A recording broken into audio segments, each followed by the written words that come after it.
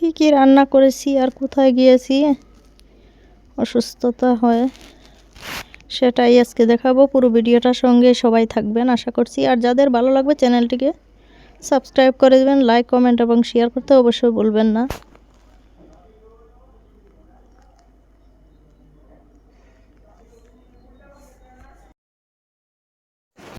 হঠাৎ করে অসুস্থ হয়ে গেছি, রাত 1টার দিকে এত পরিমাণ অসুস্থ হয়েছি, একদম মনে হচ্ছে যে শ্বাস বন্ধ হয়ে যাচ্ছে।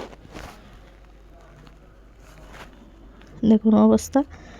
ডাক্তারের কাছে যাওয়ার পরে যে সব টেস্ট করাইছি, কারণ আমাদের বাংলাদেশে যে কোনো অসুস্থতার পরেই কিন্তু নর্মালি কোনো ওষুধ দিতে পারে না ডাক্তাররা।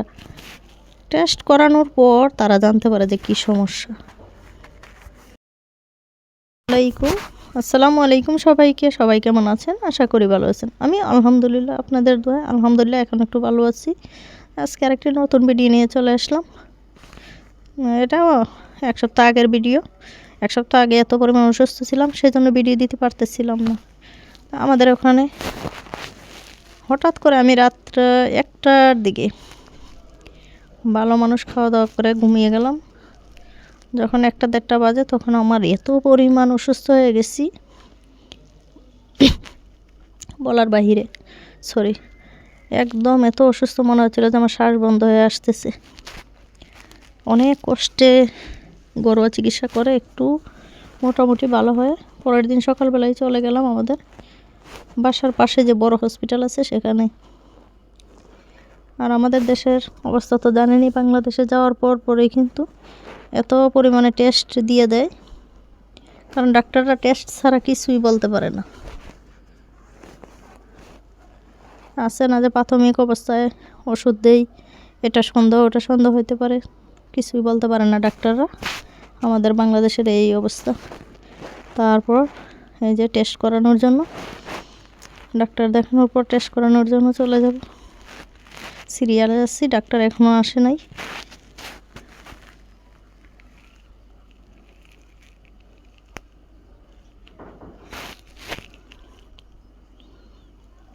তারপর দেখি যে ডাক্তার, আমি নাস্তা না খেয়েই চলে গিয়েছিলাম, এত পরিমাণ শরীর খারাপ ছিল।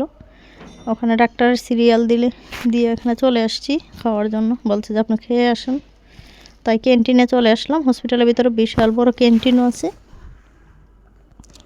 আর আমি হসপিটালে গিয়ে আমি বড় সবাই ভালো লাগে, তখন একটু হাত ধুয়ে নিচ্ছি, কারণ হ্যান্ড ওয়াশ, হাত ধোয়ার পর্যাপ্ত সেটিং দেওয়া আছে, বেসিং আছে খুব সুন্দর। তো অনেক কষ্ট করে একটা ডিম আর একটা পরোটা খেয়ে নিচ্ছি আর চা নিলাম। কিন্তু আগের চাটা এত ভালো লাগতো, আর এখন চাটা আমার মোটে ভালো লাগে নাই। নাস্তাটা খেয়ে এখন টেস্ট করতে চলে যাব। আর টেস্ট করা মানে বুঝতেই তো পারছেন কি যে একটা অবস্থা। এখন আর লিফটে নামিনি, লিফটও আছে, সিঁড়িও আছে। তো আমি ওই পাশ দিয়ে সিঁড়ি দিয়ে নেমে গেছি। কিন্তু হসপিটালের পরিবেশটা এত পরিমাণ সুন্দর, মানে ওখানে গেলে আমার এমনিতে ভালো লাগে। অনেক হসপিটাল আছে ওষুধের গন্ধ আর নোংরা থাকে, ভালো লাগে না। কিন্তু এই হসপিটালটা শুধু পরিষ্কার পরিচ্ছন্ন আর সৌন্দর্যের জন্যই আমি যাই। অনেক রোগীরা আছে যে হসপিটাল দেখলেই সুস্থ হয়ে যায়, এরকম মানে পরিষ্কার পরিচ্ছন্ন সৌন্দর্য দেখে। তো আমি বরাবরের মতো সবসময় এই হসপিটালেই যাই, আমার ভালোই লাগে। বিশেষ করে গাইনি সমস্যা আর বাচ্চাদের জন্য কিন্তু এই হসপিটালটা খুবই বেস্ট। তারপরে যে একে একে পরীক্ষা করা শুরু হয়ে গেল। আর এখানে দেখুন আমার 4টা বোতল ভরে ছোটোগুলো 4 বোতল রক্ত নিয়েছে। আমার রক্ত বেরই হচ্ছিল না। আর একা একা বসেছিলাম এখানে, এটার ভিতরে এত কষ্ট হইতেছিল। পুরো সিরিঞ্জটা ঢুকিয়ে দিছিল ভিতরে।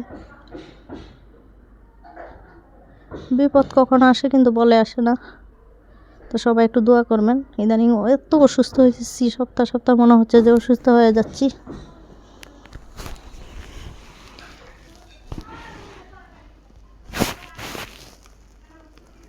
এবার সব টেস্ট দিয়ে চলে আসলাম, কারণ রিপোর্ট তো দিবে 3 দিন পর। এই 3 দিন নর্মাল কিছু ওষুধ দিয়ে দিছে, সেটা কিনে নিয়ে খাবো। আর এখানে দেখি যে এত বর্তা বাইরে হওয়ার পর এখান থেকে কিছু ভর্তা কিনে নিয়ে আসলাম, যেহেতু 2টা আর এটা বেজে যাচ্ছে, বাসায় গিয়ে খাওয়া দাওয়া করতে হবে। তারপর আমি আস্তে আস্তে হেঁটে এই পারে এসেছি, এসে রিক্সা দিয়ে বাসা চলে আসলাম। এসে এই যে